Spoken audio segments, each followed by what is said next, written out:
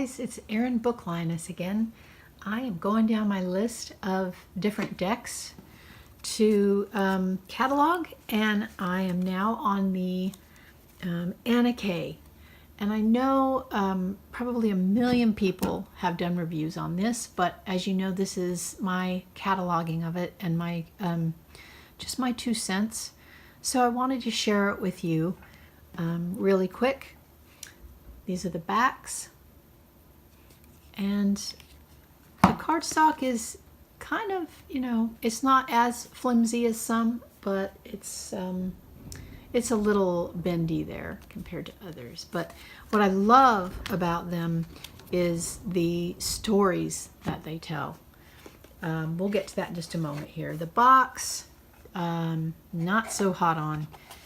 It had a little divider here where the book goes and the cards, but as you can see, it's kind of thin and flimsy, and these kind of boxes usually do not last very long, but it is a Llewellyn, so it kind of goes with the territory, I think. But the cards more than make up for, you know, a flimsy box. This is the book, and it's a little compact book, but I kind of like that. Traditionally, I love, you know, a big, thick book, and this does have a lot of pages to it. It goes all the way to, say, 220 pages. And for each one, you get a black and white image of the card, and you have a description and, of course, a little tip. So, you know, it's kind of simple, but cut and dry. The images on the cards more than make up for any lack of text there. The expressions alone, you can just read what's going on here. Up here we have the majors, which obviously have, you know, a bit more going on text-wise. Big, large black and white image, and there's notes here if you want to write. I never write in my books, but for those who do, there's plenty of room. And in the back, of course, she has some spreads going on. So very helpful, nice sturdy little book. So for the cards, as I was saying, they are completely readable, if that's a word. You'll notice on the edge of my full card here, I don't know if you can see, I've kind of got a little, I don't want to say shredding, but something going on. Not sure if it's just that card. I don't see it happening on any of the others as I use it. Might just be because it's the first card in the deck. But these cards are just totally, you immerse in them. This Judgment one, for example, here's the person, they're coming out of the cave, taking off, you know, the cloak, and coming out into the open sunshine. There's an angel there kind of guiding them. I'm thinking that's the same angel of death in here. Some people don't really like death in this one, but I find it comforting. See, it looks kind of the same to me. Let's see if I can compare the two. Same articles of clothing anyway. To me it looks the same, but it is very welcoming. It's, you know, this is the next stage. Join me, come with me. And there they are. They're coming out of the darkness and into the light, to the next stage, to, you know, the Summerland. And they're happy. If you keep looking, this person here is a little frightened and cold and, you know, what's going on, but they emerge. They come out of their cocoon, so to speak. And once they reach these steps of enlightenment, they're, oh, I see. And then they see the other people that are just, you know, totally pure joy to me. So you can just read these. This one, Two of Rods, a decision to be made. Which way? You know, this person is totally confused. Now, I've always read the Two of Wands with the traditional look of, you know, you're kind of feeling like you're restless and you're looking out to sea, and, you know, you're sending out that energy. So this was probably one of the only cards that I was kind of like, well, okay.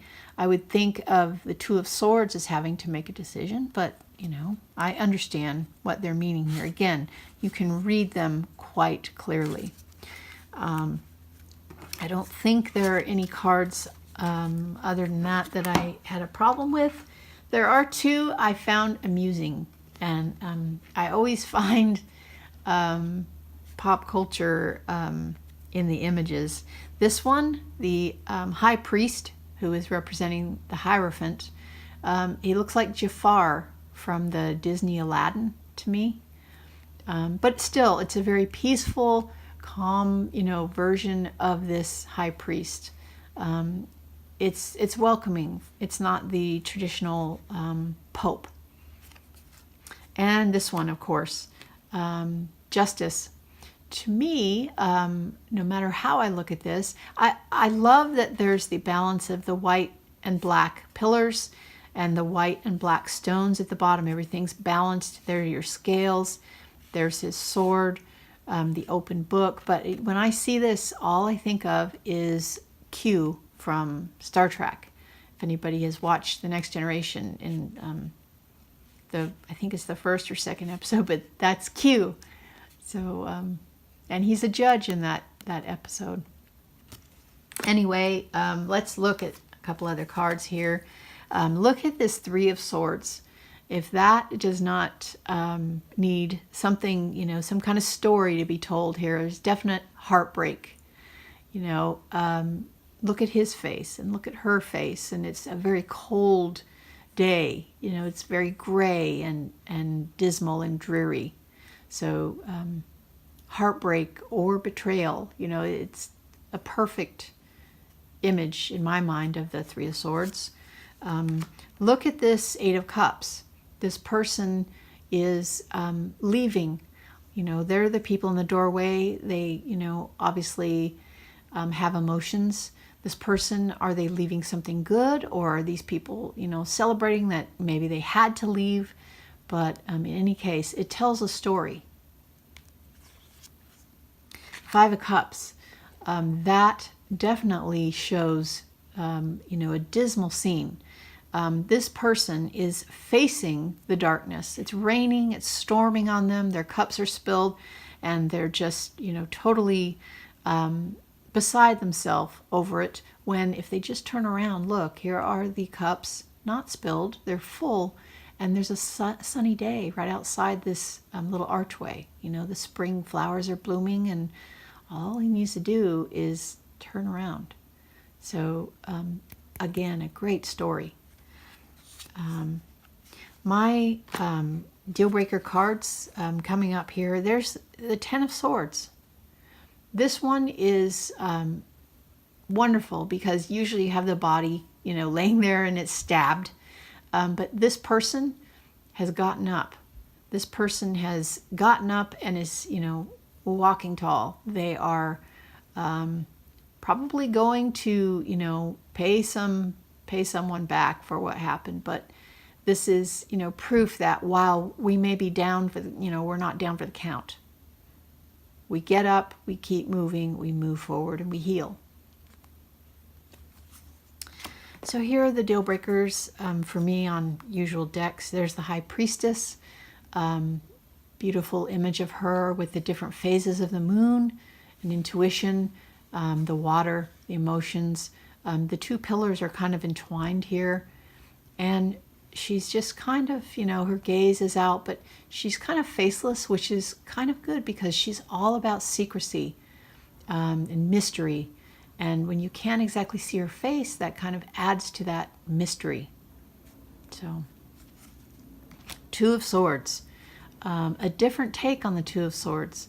But there we have the swords blocking the path, the turbulent emotions going on, the moon in the background.